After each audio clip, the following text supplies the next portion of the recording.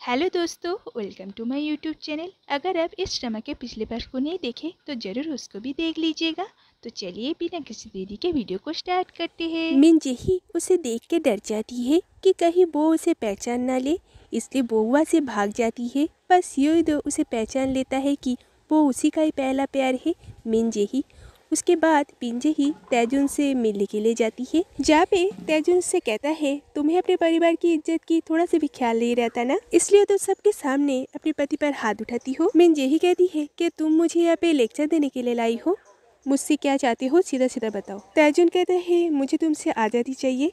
मिंजेही कहती है ठीक है, तो तुम्हें तुम्हारी आज़ादी मुबारक। कोर्ट में कब आना है बता देना, मैं पहुंच जाऊंगी। और फिर बोआ से जाने लगती है। तैजुन कहता है तुम तो कह रही थी जब तक मैं तुम्हारे सामने भीख ना मांगू तब तक तुम मुझे डिवोर्स नहीं दोगी। मिंजेही कहती है तब मैं तुम्हारे ऊपर गुस्सा थी, अब मुझे लगता है कि तुम तो उसके भी लायक नहीं हो। तैजुन कहता है क्या तुम मिन यरिन को जानती हो। मिंजेही कहती है कौन यरिन। तैजुन कहता है वो तुम्हारी फेवरेट स्टार की गर्लफ्रेंड है और तुम्हें नहीं पता। मिंजेही कहती है आजकल मैं टीवी नहीं देखती, और गुस्सा करते हुए वह से चली जाती है। फिर अपने बेटी से मिलने के लिए जाती है। रास्ते में सभी मिंजेही के फिगर को देख के बातें करने लगता है। ये देख के मिंजेही जिनक्यूंग को कहती है कि तुम उस रेस्टोरेंट में जाओ, मैं तुम्हारे पीछे पीछे आती हूँ। पहले तो जिनक्यूंग थोड़ी सी चली जाती है, फिर उसे लगती है कि ये ठीक नहीं है, इसलिए वो अपनी मम्मी के हाथ पकड़ के रेस्टोरेंट के अंदर जाती है। वहाँ पे उसे पता चलती है कि उसकी पेरेंट्स डिवोर्स ले रही है। ये सुन के उसे अच्छा ही लगता है, तो वो अपने मॉम से माफी मांगती है कि जो भी उसने उनके साथ की। उसकी मॉम के जाने के बाद ही उसे उसकी मम्मी की कीमत पता चली और उसे महसूस हुआ कि उसने अपनी मम्मी के साथ कितना बुरा बर्ताव किया, और इन सब के लिए वो उसकी मम्मी से माफी मांगती है और उसकी मम्मी भी उसे माफ कर देती है। रेस्टोरेंट से बाहर आके वो देखती है कि सियोइदो और पार उसके लिए वेट कर रहा है, तो वो जल्दी से यरिन बन के उनके पास जाती है। फिर वो दोनों मूवी देखने के लिए जाते हैं, लेकिन सियोइदो तो मिंजेही के बारे में ही सोच रहा था। बचपन में मिंजेही ने कही थी कि वो सियोइदो को कभी नहीं भूलेगी, पर उसने अपना प्रॉमिस तोड़ दी। वो तो उसे देख के भी पहचान नहीं पाई, और ये सब सोचते हुए सियोइदो रोने लगता है। नेक्स्ट डे यरिन जब कंपनी में जाती है, वो देखती है कि उसे एक डिजाइनर ने सिलेक्ट कर लिया है, और ये देख के वो बहुत ज्यादा खुश हो जाती है। तो वहाँ पे वो सियोइदो और जीना को देखती है। उसे लगता है कि पिछली रात सियोइदो जीना के लिए रो रहा था। तो ये सारी बातें पार्क से पूछने पर पार्क कहता है हान उसका पहला प्यार नहीं है, सियोइदो का पहला प्यार तो बचपन का कोई लड़की है। और ये सब सुन के येरिन को थोड़ा डाउट होता है, और उसे ये भी पता चलता है कि सियोइदो का पहला प्यार उसके जैसे ही दिखती है। उसके बाद फैशन वीक वाले दिन आ जाता है। वहाँ पे बहुत सारे लोग उस रैंप वॉक को देखने के लिए आए थे।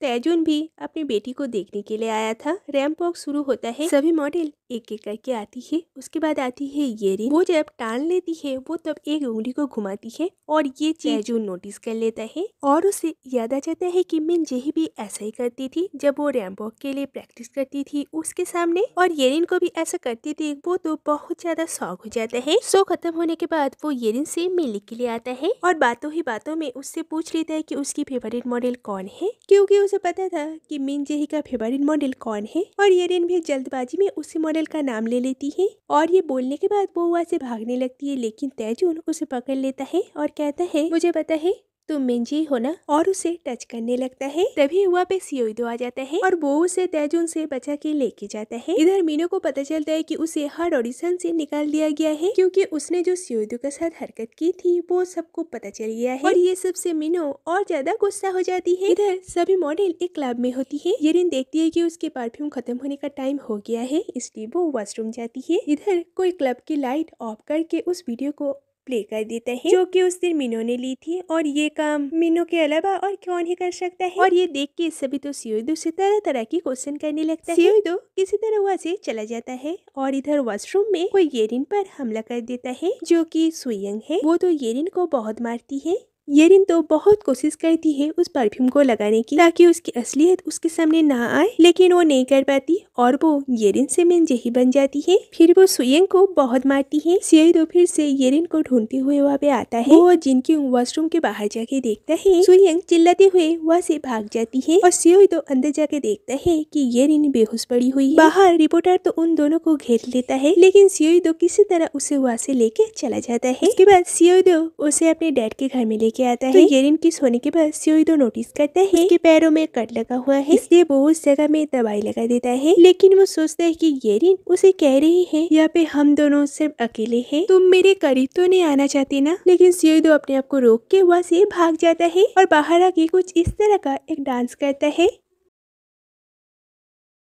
येरिन उसके आवाज से उड़ जाती है और बाहर आ जाती है और सियोइदो के कहने पर उसे वो उस डांस को करना पड़ता है, लेकिन वो तो वहाँ पे गिर जाती है और गुस्सा करते हुए घर के अंदर चली आती है। इधर मिनसुक को कुछ रिपोर्टर पकड़ लेते हैं और उस वीडियो के बारे में तरह तरह की क्वेश्चन करने लगते हैं। मिनसुक कहता है मुझे येरिन पर पूरा भरोसा है, जरूर कोई उसके नाम खराब करने के लिए ये सब कर रहा है। नेक्स्ट डे सियोइदो एक नदी के पास आता है और बचपन की एक बात को याद करने लगता है। बचपन में किसी बात से अपनी मम्मी से गुस्सा होके वो इसी नदी में कूद जाता है, तभी एक लड़की आके उसे बचाता है, लेकिन इस दौरान वो लड़की ज्यादा बीमार हो जाती है। सियोइदो उसे देख के रोने लगता है क्योंकि आज उसकी जो भी हालत हुआ है वो उसकी वजह से हुआ है। और उसी दौरान हमें पता चलता है कि इस लड़की का नाम है मिंजे ही। नेक्स्ट सीन में दिखाया जाता है सियोइदो उस जगह को छोड़ के जा रहा है, इसलिए लास्ट बार के लिए मिंजे इससे मिलने के लिए आता है और कहता है कि वो उसकी सोलमेट है क्योंकि उसने उसकी जान बचाई है। मिंजे ही उस बात को उतना सीरियसली नहीं लेती। सियोइदो उससे कहता है कि जैसे उसने उसकी जान बचाई है, एक दिन वो भी उसकी जान बचाएगी और वो कितना भी बदल क्यों न जाए वो उसे कभी नहीं भूलेगा। मिंजे ही भी यही वादा करती है। सियोइदो ने तो अपना वादा निभाया था, लेकिन मिंजे ही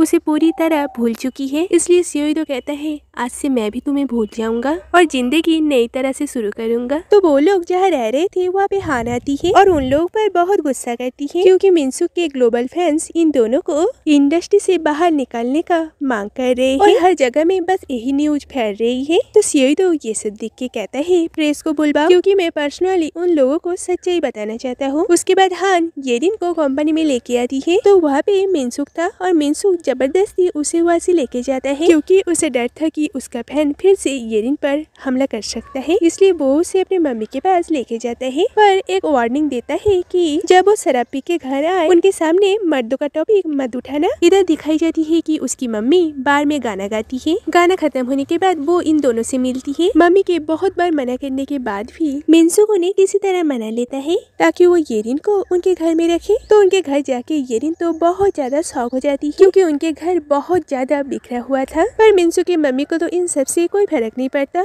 वो फिर से एक पार्टी में चली जाती है। इधर सियोइदो को जब पता चलता है कि येरिन को मिनसुक लेकर गया है क्योंकि मिनसुक उसे प्रोटेक्ट करना चाहता है क्योंकि वो उसकी गर्लफ्रेंड है, ये सुन के सियोइदो इतना ज्यादा गुस्सा हो जाता है कि वो हान पर ही सारा इल्जाम लगाने लगता है कि तुम्हारी और मिनसुक का फोटो बाहर ना आ जाए इसलिए तुम लोग येरिन के इस्तेमाल कर रहे हो। तुम्हें शर्म नहीं आती, तुम शादीशुदा होने के बाद भी किसी और लड़के के साथ अफेयर कर रहे हो। हान ये सुन के उसे एक चाटा मार देती है और कहती है तुम्हारी इतनी हिम्मत कैसे हुई मुझे ये सब बोलने के लिए। इधर येरिन पूरे घर को साफ सुथरा कर देती है। मिनसुक की मम्मी जब घर में आती है वो तो घर को देख के बिल्कुल शॉक ही हो जाती है क्योंकि उसके घर वो भी इतने साफ सुथरे। तो वो तो येरिन को इस काम के लिए थैंक यू कहती है। तो बातों ही बातों में येरिन पूछ लेती है क्या ये फोटो मिनसुक के पापा के है। और ये सुन के मिनसुक की मम्मी अपनी लव स्टोरी कहना शुरू कर देती है कि कॉलेज में एक लड़के के ऊपर उसकी क्रश थी, लेकिन उस लड़के ने किसी और लड़की के साथ शादी कर ली और इधर इसने भी किसी और लड़के के साथ शादी कर ली थी। लेकिन जब इसे पता चला कि उसका वाइफ गुजर चुकी है, इसने अपने पूरे फैमिली को छोड़ के उस लड़के से शादी कर ली और ये कहानी वो सुबह होने तक सुनाने लगी और पूरी रात बिना सोए येरिन को भी उसकी बात सुननी पड़ती है। और तब उसे समझ में आती है उसने कितनी बड़ी गलती की मिनसुक के वार्निंग को सीरियसली ना लेके। उसके बाद वो उनके लिए खाना बनाती है जो मिनसुक के मम्मी को बहुत अच्छी लगती है और कहती है कि तुम सियोइदो के घर में काम करना छोड़ दो और यहाँ पे काम करो, मैं डबल पेमेंट दूंगी। येरिन कहती है आपको कैसे पता चला कि मैं उनके घर में काम करती हूँ। तो मिनसुक की मम्मी कहती है मुझे तो पता होगा ही ना क्योंकि वो मेरा बेटा है। अब जब येरिन को पता चलता है कि मिनसुक की मम्मी सियोइदो का मम्मी है।